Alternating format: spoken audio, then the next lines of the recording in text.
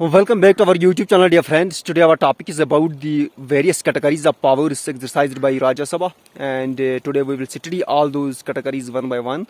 And if you are new in our channel, then do subscribe our channel. Also watch whole video, and if you get something new from this video to learn, then like the video as well. तो आज का हमारा topic जो है ये powers के हवाले से है राज्यसभा के, जो various categories of powers exercise करता है ये राज्यसभा।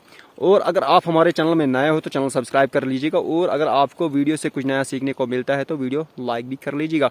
सो let's proceed towards the main topic and study the various categories of powers exercised by Rajya Sabha. तो अब हम मेन जो टॉपिक है उसकी ओर बढ़ेंगे, और वेरियस कैटेगरीज जो है पावर्स की जो एक्सरसाइज किए जाते हैं राज्यसभा के द्वारा, तो उनको हम पढ़ेंगे। So the first category of powers exercised by Rajya Sabha is the legislative powers. No money bill or budget can be passed without the consent of Rajya Sabha. कोई भी मनी बिल या बजट जो होता है वो पास नहीं किया जा सकता है जब तक न राज्य सभा कंसेंट दे, इजाजत दे।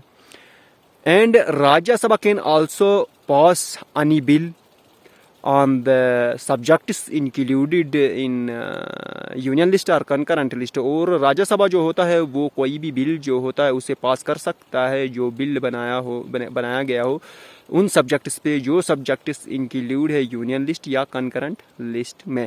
And if there is any kind of disagreement between these two houses, that is the Lok Sabha and Rajya Sabha, then at that time president of India convenes a joint meeting to resolve that issue।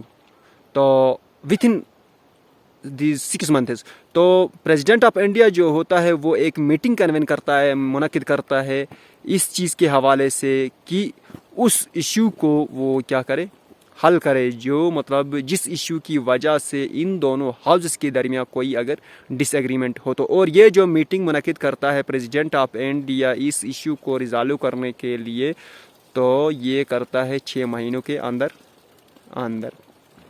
तो next category of powers जो है जो exercise किए जाते हैं these Rajya Sabha के द्वारा, तो वो है financial powers. In the category of financial powers the Rajya Sabha is not so strong, it is a weaker house as compare to Lok Sabha. Lok Sabha के मुकाबले में राज्यसभा जो है फाइनेंशियल कैटेगरी ऑफ पावर्स में वीक है, क्योंकि the money bill is first initiated और pass it in the Lok Sabha, then it goes to Rajya Sabha. की मनी बिल जो होता है वो मतलब पहले इनिशिएट किया जाता है, पास किया जाता है लोकसभा में, उसके बाद ये राज्यसभा में जाता है पास होने के लिए, तब इसको मतलब राज्यसभा में भेज दिया जाता है जब पहले लोकसभा पास करता है। तो similarly the budget is also first initiated और pass it in the Lok Sabha, then it goes to Rajya Sabha for its consent.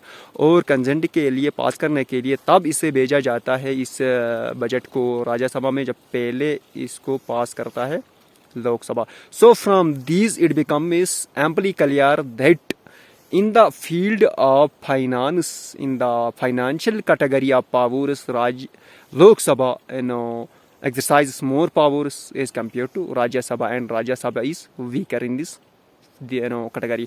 तो फाइनेंशियल पावर जो है इसमें पहले जो बिल होता है वो इनिशिएट होता है, पास होता है लोकसभा में, उसके बाद राज्यसभा में भेजा जाता है पास करने के लिए, या मतलब बजट जो होता है उसे पहले पास कर दिया जाता है लोकसभा में, उसके बाद इससे राज्यसभा में भेज दिया जाता है पास करने के लिए। तो इससे यह वाज़ह हो जाता है कि राज्यसभा जो है ये थोड़ा वीकर हाउस है as compare to Lok Sabha in this category of powers. तो नेक्स्ट जो category of powers which is enjoyed by Rajya Sabha is the powers regarding the amendment of constitution.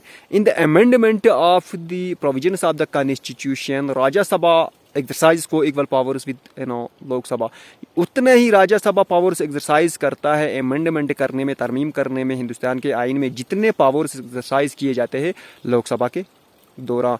No bill can be pass it or no amendment can be done in the constitution without the consent of the राज्य सभा। राज्य सभा की इजाज़त के बगैर कोई भी तरमीम जो है वो नहीं की जा सकती है आइन में।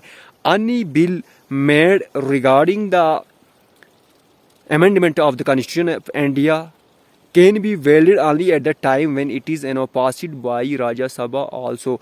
कोई भी बिल जो बनाया जाता है आइन में तरमीम करने के हवाले से, उससे तभी वैलिड करार दिया जाता है जब राज्यसभा भी इसे पास कर देता है। And the amendment that has been done in the constitution of India is valid at that time when the bill is passed by Rajya Sabha also. और जो बिल पास किया जाता है, जब बिल जो बनाया जाता है मतलब तरमीम करने के हवाले से आइन में, उस बिल को जब पास किया जाता है, जब राज्यसभा पास कर देता है उस बिल को, तो तब ही जो अमेंडमेंट किया जाता है आइन के अंदर, उस अमेंडमेंट को वैलिड करार दिया जाता है। अगर जो भी बिल बनाया जाए अमेंडमेंट करने के हवाले से आइन में, उससे अगर इजाज़त नहीं दे दे, उस बिल को पास नहीं करे मतलब राज्यसभा, तो उस अमेंडमेंट को ना उस बिल को मतलब वैलिड करार दिया जाता है, और ना जो अमेंडमेंट कर दिया जाए मतलब राज्यसभा की इजाज़त के बगैर, तो ना उसे मतलब वैलिड करार दिया जाता है, तो उसे इनवैलिड करार दिया जाता है। तो ये दोनों जो हाउसेस होते हैं, बोथ दीज हाउसेस एक्सरसाइज को equal powers in the amendment of the constitution. So now the next category of the powers is powers of election of president and vice president. तो ये जो नेक्स्ट कैटेगरी जो है, it is the powers of the election of this president and vice president. In the election of president and vice president, this Rajya Sabha also participates in this election. This Lok Sabha has great to say because of numerical strength, because of this superiority, because numerically it is strong. This Lok Sabha is strong. Lok Sabha जो होता है ये मतलब numerical strength जो होती है वो ज़्यादा होती है, तो इस वजह से ये थोड़ा बहुत मतलब सुपीरियर होता है, और इसकी आवाज़ जो होती है थोड़ी मतलब भारी होती है, तो ये ज़्यादा पावर्स एक्सरसाइज करता है। लेकिन इसके बावजूद राज्यसभा जो होता है वो भी वाइस प्रेसिडेंट और प्रेसिडेंट की इलेक्शन जो होती है उसमें पार्टिसिपेट करता है। और नेक्स्ट कैटेगरी ऑफ पावर जो है वो है powers of impeachment. In the impeachment of the president of India or the जजेस ऑफ द सुप्रीम कोर्ट और high court. This Lok Sabha and Rajya Sabha exercise co-equal powers. Impeachment में to remove the president from the office or the judges of Supreme Court or High Court.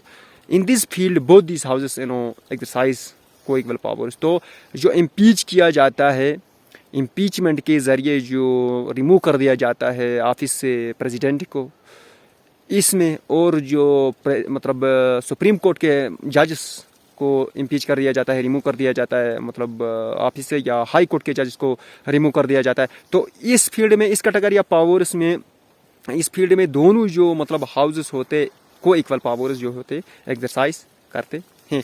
So this was all about the powers of Rajya Sabha, and I hope that you will get something new from this video, and today it is sufficient, and now we will make next video, and we'll meet you next time. By then, valedictory, take care, and if you consider this video helpful, then like and subscribe our channel. Valedictory, take care.